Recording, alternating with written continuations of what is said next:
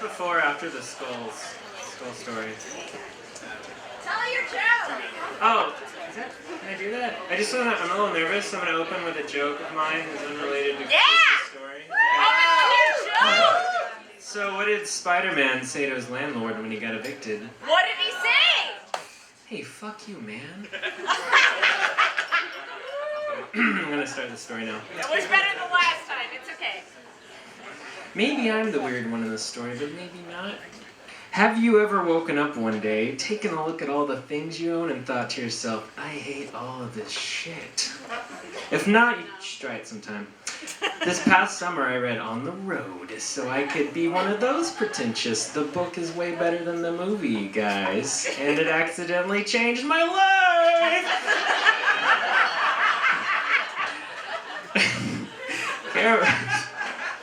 Kerouac's descriptions of the mad ones and their search for meaning were enthralling. I was most affected by the concept of just picking up and going and living life out of my bag on my back and relentlessly marching toward the horizon, because maybe the answers to all your questions are out there. At the same time, I began reading about minimalism and and streamlined living, just sleek and just like dolphin-like living. The internet is rife with lectures and images of people that are successfully going on with what they need, just the bits, the little bits. I've also befriended some people who tend to live their life this way. One friend in particular lives in a house that is sparsely furnished, but every piece is an antique with character and story, like a skull or a bell. So one day I woke up and decided to make a list. I love lists. I titled it, An Honest List of the Things I Need, period. One by one I investigated every possession I owned. If it was a necessary item, like a mattress, or if it was creatively inspiring, like a mattress. Then I wrote it down, and if it was neither of these, it didn't make the list.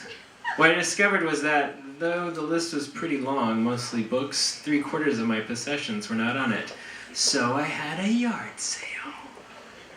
It took place over the course of 2 days, and everything that was not on my list was up for grabs. My TV, my PS3, my DVD collection, books, graphic novels, games, pretty much everything I own at rock bottom prices. What they didn't grab over the 2 days of the yard sale was sold through Craigslist or resale shops the following Monday. Going through my possessions was a bit of a bummer, because I didn't realize just how much of a hoarder you can be and not even know it. I opened up a box to discover 4 AOL sign-up CDs that had inexplicably survived every move I'd ever made since 1992. There were books I opened, hated, and just totally hated. They were still there, and for whatever reason, I took out my DVDs, I was categorizing them, and they were completely covered in dust. Pro tip, if you own anything covered in dust, you probably don't need it. You know, relatives included. I had a set of Harvard classics that reprinted crappy translations of classic literature that I got from my grandfather's library when he died. He definitely was not a dust-covered figure in my life. He was the smartest person I knew and fostered my love for knowledge. I carted these around for years before realizing that they did nothing to signify his meaning and what he was to me. In fact, he didn't even read these books. My grandmother had purchased them as bookshelf fillers. They were still in shrink wrap. So, I was one in there. Living a life full of clutter was extremely oppressing. My home and my living space is my creative space. I need to be able to work without distraction and live surrounded by inspiration. Most of what I owned seemed engineered for distraction and anti-inspiration, and I was starting to go a little crazy. My friends, of course, had a trillion theories of why I was getting rid of all this stuff. The reigning joke was that I was going to kill myself, but I had to correct them. I just took all their money for all this crap they bought from me, so why would I help myself? Others are convinced I'm moving, something more likely to happen. My parents, who are particularly responsible for this hoarding nature that I'm trying to conquer, were big believers in not traveling. I didn't leave Texas until I was 16, which was also the first time I ever flew on an airplane. I promised myself I was going to set foot on every continent before I died, even Antarctica, if it only meant snapping a picture of a penguin just to turn around again. I'm also turning 29 next week, which means it's a year... Drinks?